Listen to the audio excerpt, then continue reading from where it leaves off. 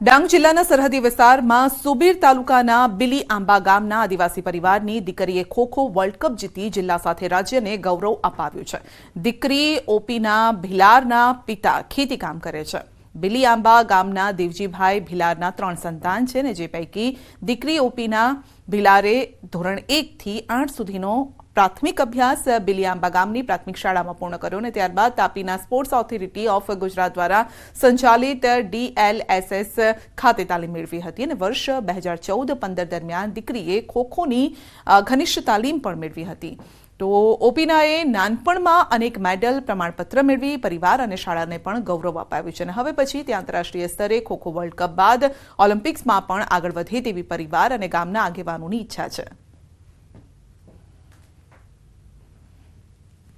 कठोर परिश्रम नो कोई विकल्प नहीं।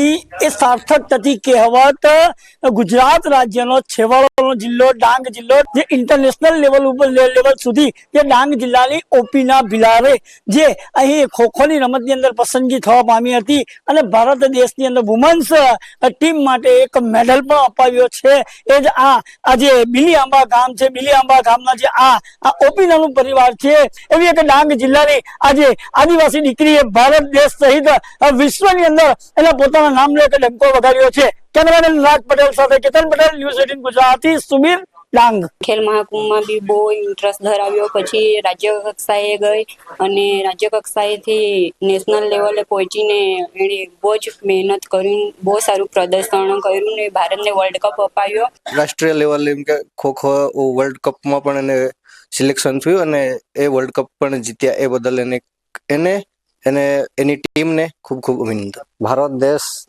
माटे रमी अने खूब ज मेहनत करी અહીંથી અને અમે ખૂબ જ ખુશ છો। ભાઈઓની બહેનોને બંને ટીમ જ્યારે વિજેતા થાય ત્યારે આમ ખરેખર ને તેમાં બહેનોની ટીમમાં અમારા ગામની જે દીકરી ઓપીનાબેન દેવજીભાઈ ભિલાર જે રમત રમીને એને જે પ્રદર્શન કર્યું, દેશ માટે એને ગૌરવ અપાવ્યું, એ અમારા માટે ખૂબ ખુશીના સમાચાર છે। અમને ખૂબ આનંદ થયો કે અમારી આ અંતરિયાળ ગામની શાળાની દીકરી આજે ખોખો રમતમાં ખૂબ આગળ વધી અને ભારતીય ટીમમાં પસંદ થઈ, એનો અમને શાળા પરિવારને સૌને ખૂબ જ આનંદ છે।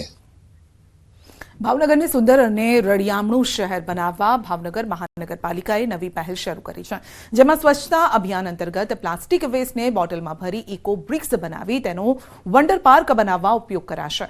ભાવનગર મહાનગરપાલિકા અને સ્વચ્છતા હી સેવાના brand ambassador doctor Tejas Doshi દ્વારા ઇકો બ્રિક્સમાંથી ઇન્કમનો નવીનતમ પ્રયોગ ફક્ત 1 મહિનામાં જ 30,000થી વધુ ઇકો બ્રિક્સ ભેગા થઈ અને જેમાં 1 મહિનામાં 10,000 કિલો પ્લાસ્ટિક એકત્રિત કરાયું હતું।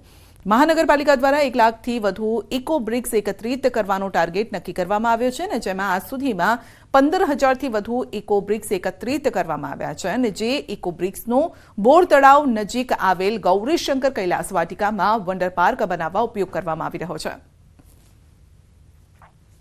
કે આજુબાજુમાં જે આખો પાર્ક બની રહ્યો છે એ આવી ઇકો બ્રિક પાર્ક એટલે કે આવી પ્લાસ્ટિકની બોટલોની ઈંટોથી આખો બનાવ્યો, જેમાં ચાલવાના રસ્તા, ટ્રી ગાર્ડ, કેબિન, બહારનો એન્ટ્રન્સ ગાર્ડ, વોકવે પથ, જુદી જુદી દરેક વસ્તુ આ ટ્રી ગાર્ડથી બનવામાં આવી રહી છે।